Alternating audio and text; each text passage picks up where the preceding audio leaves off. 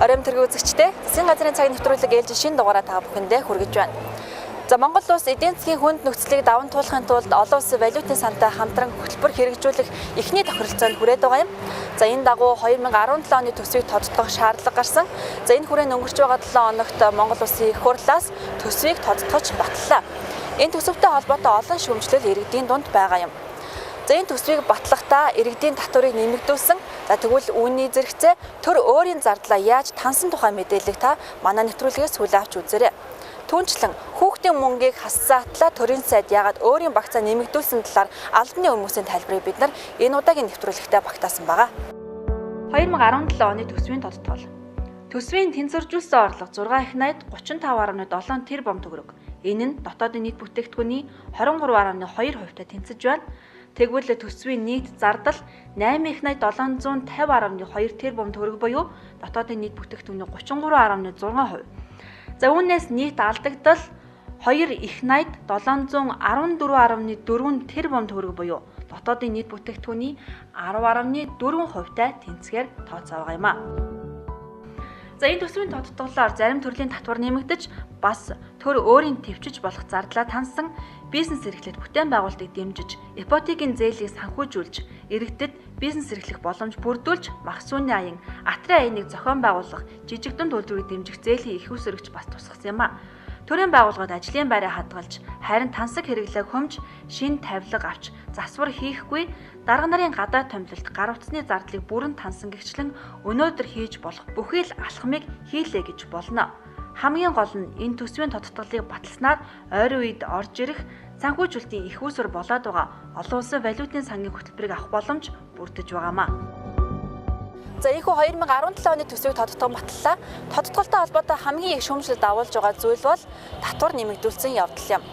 За энэ татварын нэмэгдэл жирийн иргэдийн амьдралд хүнд ачаалал болохгүй, харин тансаг хэрэглээг хязгаарлаж, дэлхийн жижигт нийцэн татварын тогтолцоо бүрдүүлэх алхам болж байгаа юм а. За нөгөө талаар энэ бол ирээдүйд ирж болох асар их ачааг өнөөдөр бууруулж байгаа шийдвэртэй алхам болох юм а. За тэгвэл одоо бид нар нэвтрүүлгийн дараагийн хэсэгтээ шинээр нэмэгдүүлж байгаа татвар иргэдийн амьдралд хэрхэн нөлөөлөх, улсын төсвийн орлогод ямар хувь нэмрээ оруулах талаар мэдээллийг үзүүлэх болно. За тэтгэврийн даатгалд төлөх шимтгэлийн хэмжээг нийт 5 пунктээр 3 жил үе шаттайгаар нэмэгдүүлэх юм а. Тухайлбал ажил олгогч болон ажилтан тус бүр төлөх шимтгэлийн хэмжээг 2018-20 онд жил бүр 0.5-аас 1 пунктээр нэмэгдүүлэхээр тооцлоо. Одоо жишээлбэл нийгмийн даатгалын шимтгэлийн тухайд бол ажилтан өөрөө 10%, ажил олгогч 10% төлдөг байсныг 2018 онд бид нар 1%-аар нэмэгдүүлээд 11% болгох жишээтэй. Цалин хөлс түүнтэй адилдах хөдөлмөр эрхлэлтийн орлогын албан татварыг нэмэнэ. Ингэснээр 2018 онд төсвийн орлого 21 тэрбум төгрөгөөр нэмэгдэх төлөвтэй байгаа юм а. Тэгэхээр татварын ачаал маань бол яг бодит амьдрал дээр яаж буух вэ гэхлээр сая 500 мянган төгрөг хүртэлтэй иргэдийн бол татварын ачаал бол одоо байгаа түвшингөөсөө бол буурж байгаа. Сая 500-аас 2 сая 500-гийн хоорондох татварын ачаал бол 10% хэвээрээ байгаа. Харин 2 сая 500-аас дээш татвар ногдуулах орлоготой иргэдийн хувьд бол 0.1 пунктээр бол үе шаттайгаар өсөн нэмэгдэж авсаар хагаад одоо хамгийн ихтэй бол нэг 15%-ийн татвар ногдохоор байгаа. Жишээлбэл сая 700 мянган төгрөгийн татвар ногдох орлоготой иргэний хувьд бол аваад үзье. Энэ иргэн маань 240 мянган төгрөг хүртэлх орлоготой бол татваргүй. За 240 мянгаас сая 500 мянган төгрөг хүртэл буюу сая одоо 200 мянга гаруй төгрөн дээрээ бол 10% татвар төлнө. Тэгэхээр сая 500-аас сая 700 мянган төгрөгийн хоорондох зөрүү 200 мянган төгрөндөө бол 15% татвар төлөх юм. Тэгэхээр энэ гурван интервалийн үр дүнд сая 700 мянган төгрөгийн татвартай иргэн 10% л бодит татварын ачаалтай байгаамаа. Хадгаламжийн хүүгийн орлогод татвар ногдуулж эхэлнэ. 2017 онд 43 тэрбум төгрөгийн төсөв төвлөрүүлэх үр дүн эндээс гарах юм а. Жишээ олгон тайлбарлая. Иргэн 1 сая төгрөгийн хадгаламжтай байхад үүнд банкны дундаж хүү 15% хүүтэй гэж үзвэл жилдээ 150 мянган төгрөгийн хүү авна. За шинэ хуулиар бол зөвхөн хүүнээс татвар авна. Ингээд 150 мянган төгрөгийн хүүнээс 10% татвар ногдуулснаар та жилдээ 15 мянган төгрөгийн татвар төлнө гэсэн үг юм. Өөрөөр хэлбэл та 1 сая төгрөгийн хадгаламжтай бол жилд 15 мянган төгрөгийн татвар төлнө гэсэн үг юм. Авто бензин, дизелийн түлшлийн онцгой албан татварыг хуульд заасан хязгаарт багтаа нэмэгдүүлнэ. Ингэснээр төсвийн орлого 2017 онд 103.2 тэрбум төгрөгөөр нэмэгдэх юм а. Энэ татварыг нэмснээр жижиглэнгийн үнийг өсөхгүй байх боломжтой гэж үзэж байгаа. За ер нь энэ бол татварыг нэмсэн биш, харин өмнөх төвсөнд буцаан аваачиж байгаа хэрэг гэж ойлгож болно. Энэ удаагийн засгийн газар ажиллаа авснаас хойш авто бензин, дизелийн түлшний онцгой албан татварыг үе шаттай буулгасаар ирсэн. Харин одоо нөхцөл байдалтай уялдуулан өмнөх төвшөнд нь буцаан хүргэж байна гэж ойлгож болох юм а. Суудлын автомашины онцгой албан татварыг нэмэгдүүлнэ. Ингэснээр төсвийн орлого 2017 онд 37.2 тэрбум төгрөгөөр нэмэгдэх юм а. Ингэж нэмэхдээ хост тэжээлт автомашин, шингэрүүлсэн хийгээр ажилдаг автомашин, цахилгаан тэжээлт автомашин буюу хабрид хөдөлгөөртэй автомашин татварын хөнгөлөлтийг 50%-аар бууруулна. Өөрөөр хэлбэл өмнө нь татварыг 100% чөлөөлдөг байсан бол одоо татварыг 50%-аар навна. За энэ нь 350 мянгаас 3 сая 300 мянган төгрөгийн татвар ногдно гэсэн үг. За мөн 4500-аас дээш хөдөлгөөрийн багт амжтай суудлын автомашинд 3-аас 15%, 4501-ээс дээш суудлын автомашинд 40-оос 250 гаруй хувиар тус нэмэгдүүлнэ. Энэ нь тансаг хэрэглээ хязгаарлах зорилготой юм а. Дотоодын үйлдвэрлэлийн архив тамхинд ногдох онцгой албан татварын хэмжээг үе шаттайгаар нэмсээр 2020 он гэхэд 20%-аар нэмэгдүүлэх юм. Төсвийн орлого ингэснээр 2018 онд 12 тэрбум төгрөгөөр нэмэгдэх юм а. Импортын тамхинд ногдох галийн албан татварын хэмжээг 5-аас 30% хүртэл болгон нэмэхээр байна. Ингэснээр төсвийн орлого 2017 онд 20 тэрбум төгрөгөөр нэмэгдэнэ. Жирийн иргэдэд ачаал багтаад аль болох тансаг хэрэглэх хязгаарлах зорилгоор татвар нэмэгдүүлж байгаа юм байна. Та энэ талаар ямар зөв биш үү? Зөв байна. Тэр татгалзаж болохгүй. Ерөнхийдөө бол улс их орны эдийн засаг бол дандаа муу байхгүй шүү дээ. Тэгэхээр бол яг нэг 2 жилдээ ямар ч байсан хүндрэлийг давж туулсны дараа эргээд ард түмэнд ээлтэйгээр ард түмнийхээ нуруунд дээрээс ачаагаа хөнгөлөх бодлого баримлах байхаа гэж би энэ засгийн газраас найдаж байна. Одоо тэр тансаг хэрэглээний татвар нэмэх нь буруу биш шүү дээ. Тэрнийг бол зүйтэй л гэж үзэж байна. Энэ бол олон нийтэд нэг нэлзалтай тодорхой хэсэг бүлэг хүмүүсийн дундлаас бол машин авч унах сонирхолтой ч юм уу, их үнэтэй машин авч унах сонирхолтой ч юм уу, өөрөөсөө гой ганган арх тамхи ууж идэх татах сонирхолтой хүмүүс дургуун өсөж байгаа. Бусад бол тэр буруу биш шүү дээ. Гинтийн ард иргэдэг гинтийн цохилт авах өгөхгүйгээр л нэмхэн зүйтэй болов гэж байна. Татварын үед бол тодорхой хэмжээний дээр улс орон хөгжүүлэх те бид нар бол татвараа төлөх ёстой л ахал та. Тэр одоо нэг офшор тэр нэ да их хэмжээний мөнгөө ямар ч татваргүйгээр одоо энэ хадгалах ч юм уу те. Тэрүүнтэй адилхан тэр тансаг хэрэглээний гэдэг өндөр зэрэглэлийн өндөр үнэтэй тэр баранаас л тодорхой хэмжээнд татвар авахд бол гэмгүй байх гэж бодож байна. Жирийн иргэдээс бол татвар авах нь бол одоо чи өөрсдөө яа гэж байгаа хүмүүст бол би бол хэцүү л ах гэж бодож байна. Энэ хитрхи бүр одоо 20-30 саяар нь тэр сарын цалин авдаг хүмүүсээс бол бүр ишүү их авах ёстой. Бүр энэ одоо тогтоосон хэмжээнээс илүү авах ёстой байхгүй. За энэ бүх төсвийн орлого нэмэгдүүлэх арга хэмжээний үр дүнд 2017 онд төсвийн орлого 203.4 тэрбум төгрөгөөр, 2018 онд 554.6 тэрбум төгрөг, 2019 онд 668.8 тэрбум төгрөгөөр нэмэгдэх боломж байна. Энэ бүхэн айсвэр эрх хүндрэлийг давах бодтой олон улсад жишг болсон саналыг төсвийн тодтголоор оруулж буй зарчмын бөгөөд зоримог санал юм а гэдгийг Монгол Улсын ерөнхий сайд хэлсэн юм а. За иргэдийн татварыг ингэж нэмсэн бол төр өөрийн зардлыг хэрхэн бууруулсан бэ? За өнгөц харах юм бол төрийн зардал 220 тэрбум төгрөгөөр нэмэгдсэн мэт харагдавч энэ зардал нь өөрөө ипотекийн зээлийг санхүүжүүлсэн жижиг дунд үйлдвэрлэлийг дэмжсэн. За мөн Максууны аян, Атрын 3 дугаар аяныг хэрэгжүүлэх санхүүжилтийн их усүр гэгчлэн эргээд эдийн засаг бизнесээ дэмжсэн хөрөнгө оруулалт байсан юм а. За 2017 оны төсвийг батлахдаа нийт зарлага 8,569.1 тэрбум төгрөгөөр баталсан. Харин саяны их хурлаар баталцагдсан төсвийн тодтголт нийт зардлыг 8,750.2 тэрбум төгрөг буюу 220 тэрбум төгрөгөөр нэмсэн байгаамаа. За энэ бол төр данхаар бүтцээ тэжээх гэж эсвэл төр тансаглах гэж нэмсэн зардал биш. Цаашид ирэх ачааллыг бууруулж байгаа өнөөдрийн шийдвэртэй алхам гэж болно. За эх онд төлөх ёстой зээлийн хүүний дарамтыг багасгаж хямд их усүртэй санхүүжилтийг ашиглах замаар зээлийн хүүгийн зардлыг 135 тэрбум төгрөгөөр буурууллаа. Мөн төрийн албан агчдын орон тоонд нөхөн томилгоо хийхгүй, ажлаас гарсан, тэтгэврт гарсан гэх мэт ажлаас чөлөөлөгдсөн бол шинээр хүн авахгүй бөгөөд ингэснээр энэ ондоо гэхэд 2 тэрбум төгрөг, за эх онд 10 тэрбум төгрөг хэмнэж байгаа юм а. За тэгвэл төрийн зардлыг нэмэгдүүлж байгаа 220 тэрбум төгрөгийн задаргааг одоо авч үзье. 101 тэрбум төгрөг ипотекийн зээлийн төсөвт тусгаж байна. 51.8 тэрбум төгрөгийг жижиг дунд үйлдвэрийг дэмжих сан, тариалан эрхлэлтийг дэмжих сангаас олгох зээлийн их усүр болгон тусгажээ. Тэгвэл 35 тэрбум төгрөгийг мах сүүний аян Атрын 3 дугаар аяныг үргэлжлүүлэхэд зарцуулна. 116.7 тэрбум төгрөгөөр гадаадын зээл тусламжаас санхүүжих зардлын цэвэр өөрчлөлт зэрэгт тусгаж байгаа юм а. За энэ бүхэн эргээд бизнес эрхлэлд ажлын байрыг дэмжих бодлого болж байна. Эдийн засгийг сэргийх гол агуулгач гэж харж болох юм а. Тэгвэл төр өөрийнхөө үйл ажиллагааны зардлаа яаж тансан бэ? Ер нь төрийн дэвшиж болох зардлыг жил ирэх тусам буулгасаар ирснийг та энэ графикаас харж болно.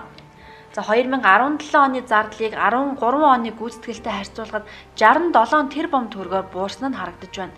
Бичиг хэргийн зардлаас эхлээд тээвэр шатхууныг хэмнэж төрийн байгууллага шинээр тавилга авч тогтчуулахгүй, албан өрөөнд засвар хийхгүй, гадаа дотоод албан томилолт зочин хүлээж авах зэрэг зардлуудыг буулгаж байгаа юм а. За төрийн албаны дарга нарын гар утасны төлбөрийг улсын төсвөөс даадаг байсныг ч болиуллаа. За ингэснээр 276.4 сая төгрөгийг хэмнэлт гаргах боломжтой байгаа юм а. За жишээлбэл гадаад томилтын зардлыг зөвхөн ерөнхийлөгч, улсын их хурл, гадаад харилцааны сайд, ерөнхий сайд гэсэн энэ дөрвөн албан тушаалтаа гадаад харилцааг төлөөлж явахтай холбоотой үйл ажиллагааг тусгасан. Бусад бүх сайд нар болоод төсвийн ерөнхийлөгчийн зарчаар гадаад томилтын зардлыг 0 болгож тусгаж батлуулсан байна. За түүнчлэн яамдын дэд сайдын орон тоо төсөвт дарамт учруулж байна гэсэн шүүмжлэл их байдаг. Дэд сайдууд болон тэдэнд үйлчилж байгаа туслах жолооч болон унааны зардлыг хамттан тооцож үзвэл нэг жилд нийт 585 сая төгрөгийн зардал гаргадаг юм а. Энэ нь дэд сайдуудын хариуцсан салбартаа гүйцэтгэж байгаа ажил, үүрч байгаа хариуцлагатай харьцуулахад харьцангуй боломжийн гэж үзэж байгаа юм а. За бас нэг шүүмжлэл дагуулж байгаа зүйл бол засгийн газрын гишүүдийн багц нэмэгдэж байгаа. Хүүхдэд өгөх мөнгийг хэмнэж төрийн сайдын зардлыг тансан гэх шүүмжлэлт ийм тайлбар хэлж болох нэ. За хүүхдийн мөнгөний тухайд бол хүүхдийн мөнгийг зөвхөн зорилтод бүлэгтэй одоо олгоё гэсэн юм шийдвэр байгаа. Одоо бол нийт хүүхдүүдийн 60% нь хүүхдийн мөнгө олгоод явж байгаа. 2019 оноос хүүхдийн мөнгийг нийт хүүхдүүдэд нөхөж олгоно гэсэн ийм шийдвэртэй явж байсныг валютын сантай зөвшөлдсөн энэ хөтөлбөрт орох урьдчилан нөхцөлийн одоо нэг шалгуур нь бол хүүхдийн мөнгийг 60% олгож байгааг бол 40% нь олгоё. Гэхдээ одоо олгож байгаа 60%-аас 40% болгоод буурахаар үлдсэн тэр мөнгийг нь бол төсөвд одоо зарлагад авахгүйгээр одоо үнэхээр яг зорилтод бүлэгт байгаа ядуу бүлгийн зорилтод бүлгийн хүүхдүүдэд бол хоолны долоон олгох байдлаар мөнгийг нь энэ хөтөлбөрт бол хэмнэхгүйгээр зорилтод бүлгээ одоо яг зөв тодорхойлох ийм шаардлага үүссэн учраас цалингийн зардлыг хүүхдийн мөнгөний тухайд бол ийм шийдвэр гарч байна. Сайд нарын багт нэмэгдсэн нь бол нийт дүнгээрээ зардал нэмэгдээгүй. Хөгжлийн банкн дээр бөөн дүнгээрээ явж исэн 172 тэрбум төгрөгийн зардлыг за хөгжлийн банкны хуулийг өнгөрсөн 12 дугаар сард улсын хурал шинжилэн баталсан. Ингээд хөгжлийн банкар төсвөөс дараа төлөгдөх нөхцөлтэй хөрөнгө оруулалтын төслийг огт хийхгүй байхаар үйлчилсэн хараад ус байдал. Ингэснээр төр өөрөө хариуцах хөрөнгө оруулалтыг бол төсвөөсөө санхүүжүүлнэ. Ингээд өнгөрсөн батлагдсан төсөв 172 тэрбумыг хөгжлийн банкн дээр хэрэгжүүлнэ гэж баталсан байсан. За ингээд шинэ хуулийн дагуу энэ 172 хөгжлийн банкн дээр биш сайд болгон дээр нь хуваагаад тавихаар энэ зардал өрсөлдсөн мэт харагдаж байна. Одоо удахгүй болох олон улсын валютын сангийн захирлуудын зөвлөлийн хурлаар Монгол улс энэ хөтөлбөрийг авч хэрэгжүүлэх талаар эцсийн шийдвэр гарах юм а.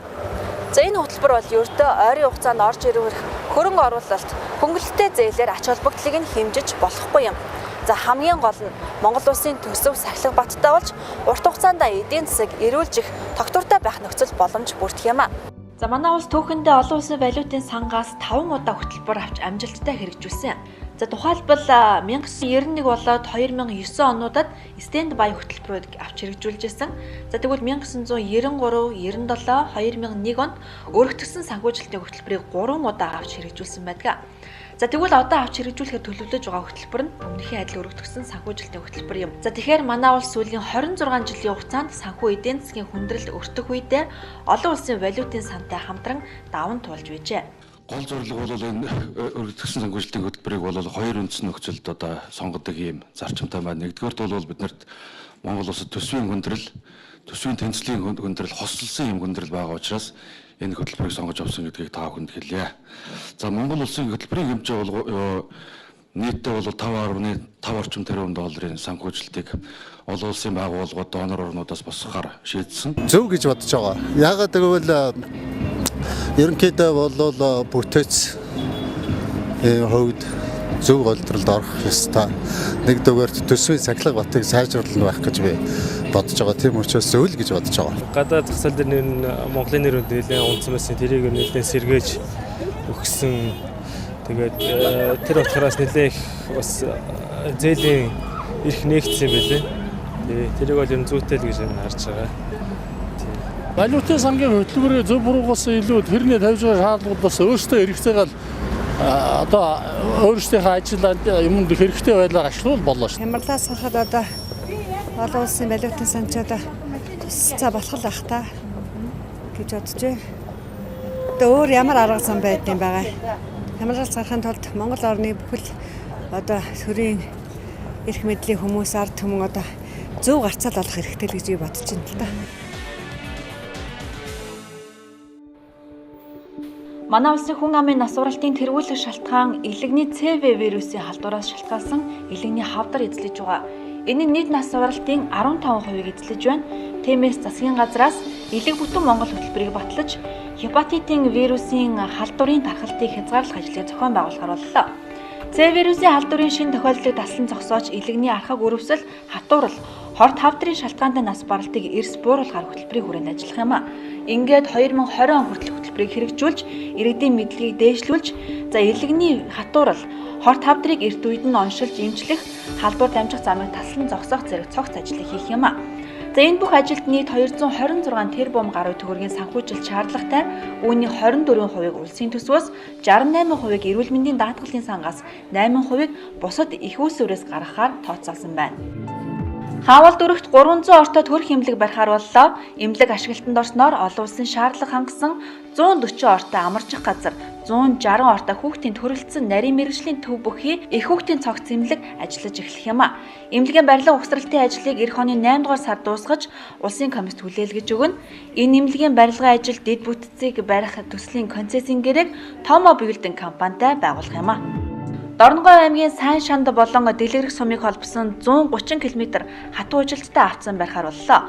Мөн Дашинчилэн орхны гүүр чиглэлийн замаас Үлзийд сумаас Мөрөн Тариалан чиглэлийн замын төгсгөлийг холбох 120 км хатуу ужилттай автозамын концессийн гэрээгч байгуулахаар боллоо. Энэ замыг Шинжаан Шинфаг компаниар бариулах юм а. Эгийн голын усан цахилгаан станцын төслийг хэрэгжүүлэх бэлтгэл болон барилга угсралтын ажлыг хариуцсан ашиглах чиг үүрэг бүхий Эгийн голын усан цахилгаан станц компаниг байгуулахаар засгийн газар шийдвэрлэлээ. Төвийн эрчим хүчний системийн диспетчерийн горим тохиргоог хангаж импортын эрчим хүчийг бууруулах зорилгоор энэ шийдвэрийг гаргалаа. Үүнтэй холбогдуулан Эгийн голын усан цахилгаан станцын төслийн нэгжийг татан болгохоор болсон юм а. Газар тариалангийн салбарыг сэргээж тогтвортой өсөлт бий болгох зорилгоор импортоор оруулж ирж байгаа хөдөө аж ахуйн зориултай шинэ трактор, комбайн, машин механизм, гурилын үйлдвэрийн болон усалгааны тоног төхөөрөмж зэрэг бараа бүтээгдэхүүнийг гайлын албан татвараас чөлөөлдөг байсан. За энэ хууль 2016 оны 12 дугаар сарын 31 хүртэл хэрэгжээд дууссан. Тэгвэл энэ татварын хугацаа сунгах хуулийн төслийг засгийн газраас их хурлд өргөн мэдүүлэхээр боллоо. Одоогоор үр тарианы шинжилэл 65% байгаа.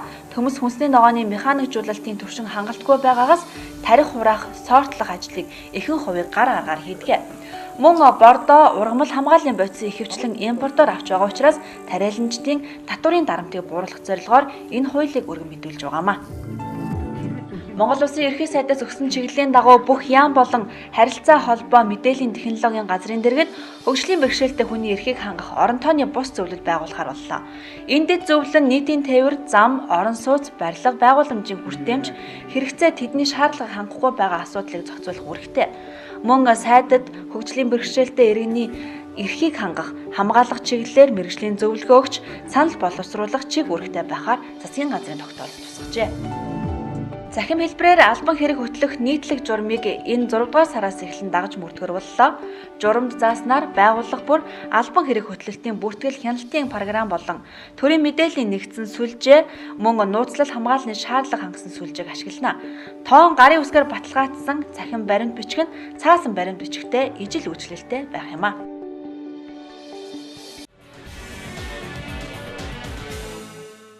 Хөтөлбөртэй хамт байсан үзэгч та бүхэндээ баярлалаа. Дараагийн дугаар хүртэл баяртай. Иргэн та Монгол Улсын засгийн газраас гаргаж байгаа шийдвэрийг захим орчинд дараах хаягуудаас цаг алдалгүй шуурхай хүлээн аваарай. Засгийн газрын албан ёсны вебсайт, засаг цэгийн мэн, Facebook орчинд Монгол Улсын ерөнхий сайдын ажлын алба нэрээр, Твиттерд ерөнхий сайдын ажлын алба нэрээр тус хандаарай.